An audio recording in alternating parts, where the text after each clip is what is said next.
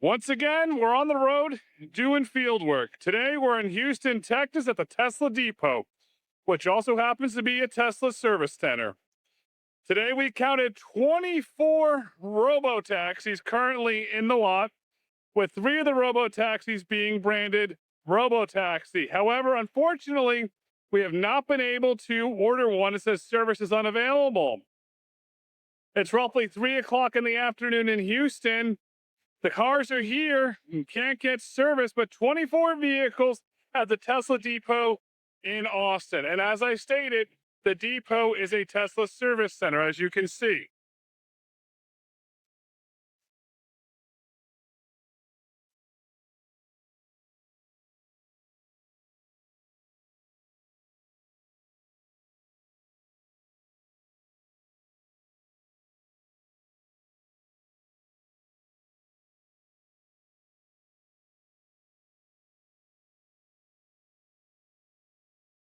While we might have struggled initially to hail an unsupervised robotaxi, in the end, we were successfully able to hail it, thanks in part to friend of the road to autonomy, David Moss. Texting with David Moss informed us the best way to hail an unsupervised robotaxi in Houston is to leave the app open. If you close the app, open the app, close the app, open the app, your chances of being paired diminish dramatically. So we follow Mr. Moss's advice. We left the app open, and lo and behold, Robotaxi arriving in 3 minutes. And boy, were we excited to see it pull up to the service center with nobody inside.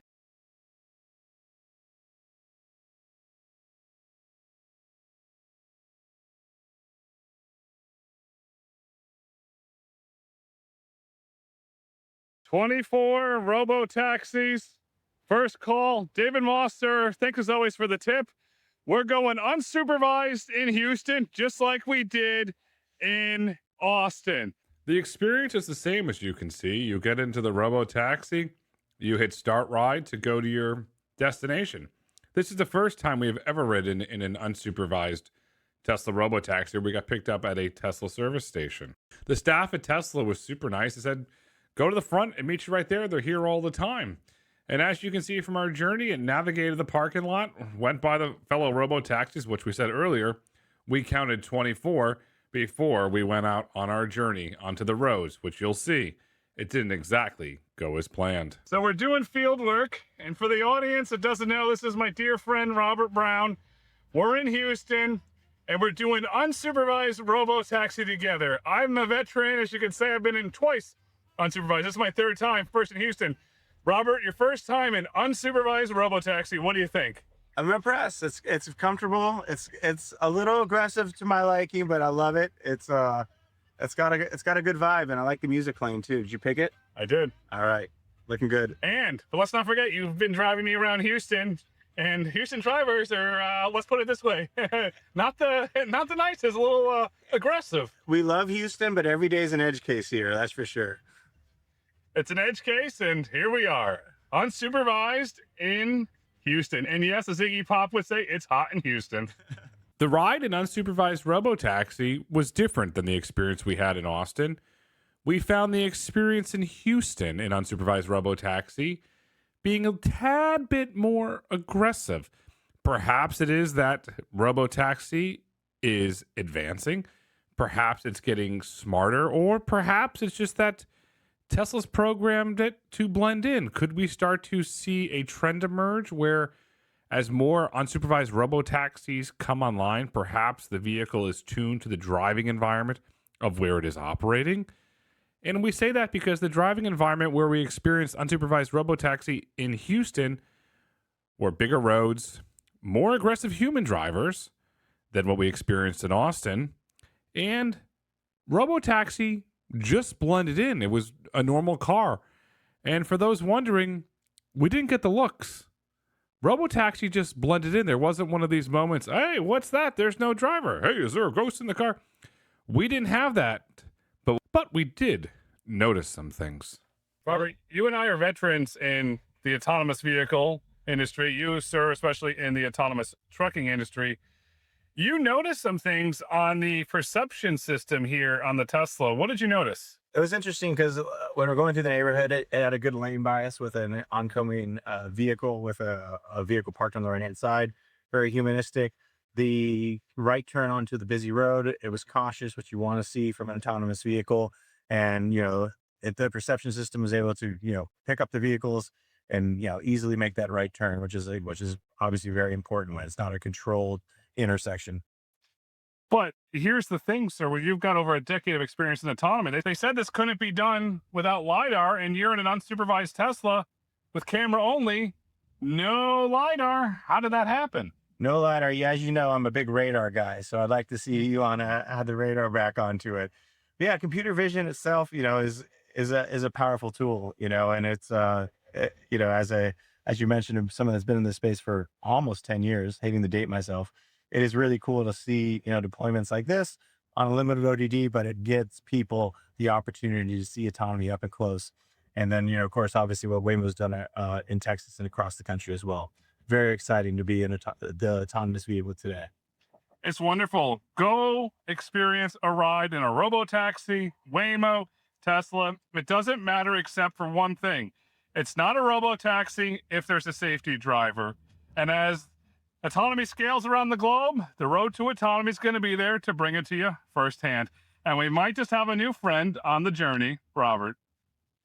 As our ride was going flawlessly, riding around an unsupervised Robotaxi in Houston, a trend began to emerge.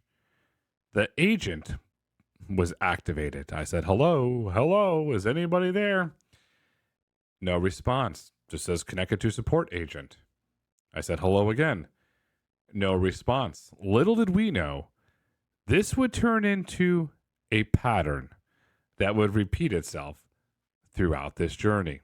You may ask yourself, why did this pattern repeat itself throughout this journey? Simple. We uncovered a bug. The vehicle in the unsupervised Robotaxi for quite a few times was unable to get into the exit lane to go to the Tesla service Houston-Cypress Center at 19820 Hempstead Highway, Houston, Texas. Instead, it kept going over the bridge. It wasn't able to get into the right at first, hence the agent coming on, not answering. And over again, we went over the bridge. What we're approaching here is an unprotected left turn. It's one of the more difficult things a autonomous vehicle can do because you have folks that are, at high speeds, if not speeding. It needs to navigate, 3 lanes coming at you. There is a light up there, so eventually if it does change, it might give you a break. But, this is difficult for a human, and it's especially, challenging for an autonomous vehicle. Let's see how it does. All right. Oh, and by the way, they're going fast. It is interesting. The perception, I don't know if I could see further than what's showing on the screen, but that is a little, if it is true, a little concerning. That's not as robust as you want to see, but we do have a kind of an occlusion here with this Tesla in front of us.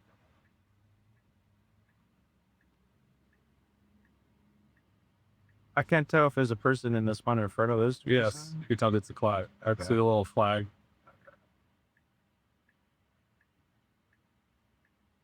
All right, so we had to wait for the light, but that's not the end of the road.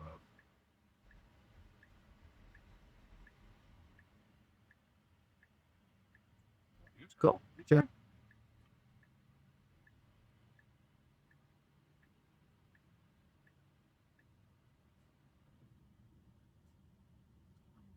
Test. No.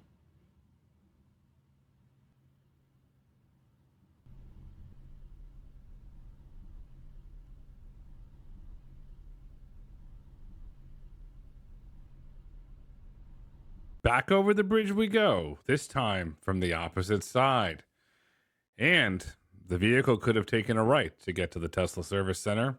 It didn't do it. It decided to want to go over the bridge. And what happened? Our mysterious friend, the service agent, showed up. Hello, hello. No response. Once again, the pattern's continuing, and we're getting back to the U-turn light. And what is it going to do? It's going to do a U-turn again. And will we go over the bridge again? Stay tuned.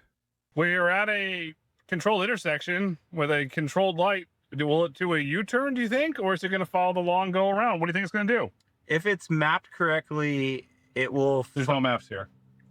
Oh, it's geofenced, which is Yes. another term for mapping. Walt, we got a mapper. Because it is very explicit, it should be a left turn only here.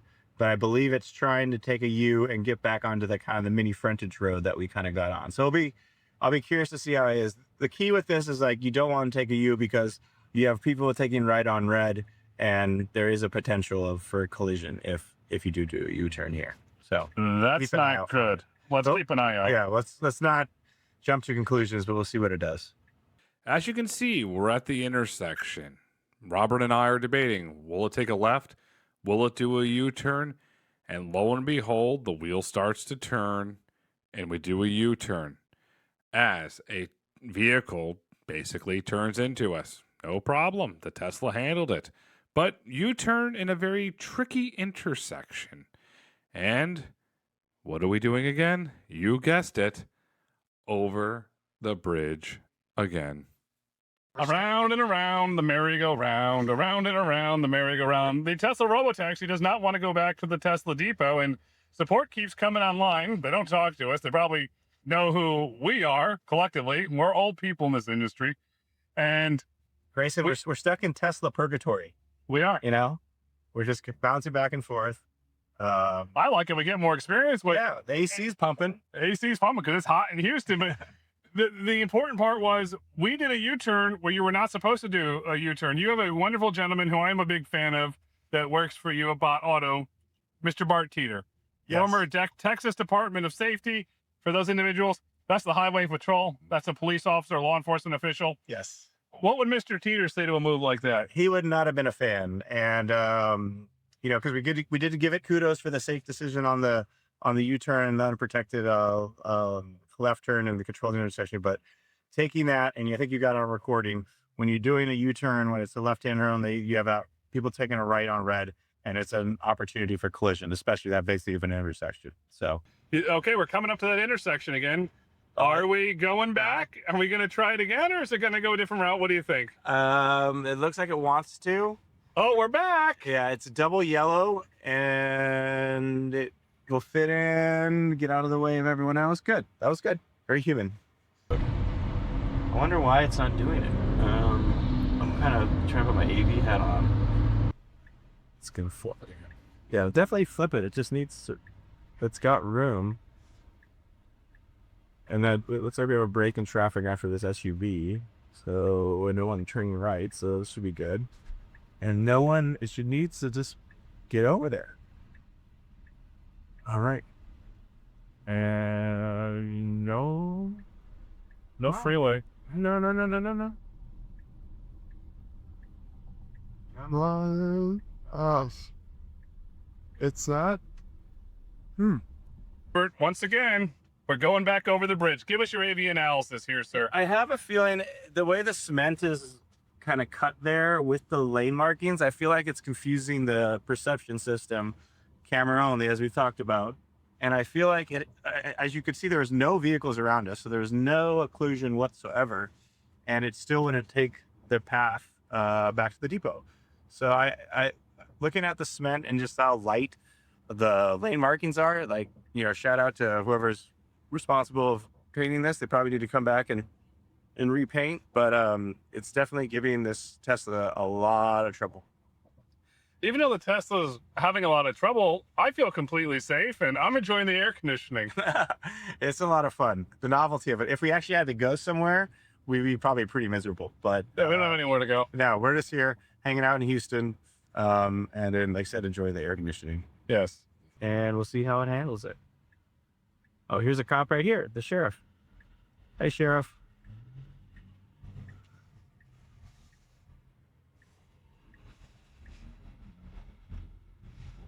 And we sped up behind the sheriff. See, Robert, that was interesting. The U-turn again, and right in front of a sheriff. Oh, look, it's doing it differently this time. It merged. It merged. And there goes the show. Okay, we did it.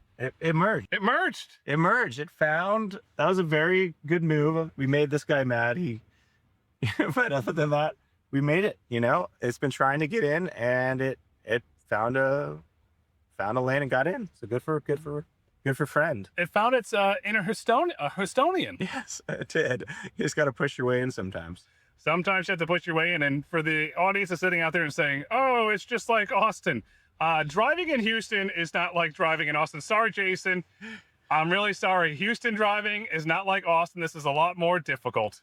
Yeah, the old joke in Houston, it's the one city you can drive for 2 hours and still be in Houston. So we've learned that on our autonomous journeys across the great city of Houston and the great state of Texas. Our first Tesla Unsupervised Robotaxi adventure is unfortunately coming to an end. Your first ride, mine, I lost count. What do you think? And then I'll give you my impressions. What'd you think? You know, the user interface is pretty solid. There is some glitchiness around, you know, with the observer or the teleoperations person trying to reach us. But overall, made some really humanistic, solid, safe decisions. Had a tough time to get back to the depot. Super curious to kind of dig back in. I'm actually wanting to talk to a few of our engineers, see what they think as well. But overall, very impressed. I gotta say, I'm impressed as well. Second city that I've ridden in Tesla Unsupervised Robotaxi, and Tesla's gonna scale.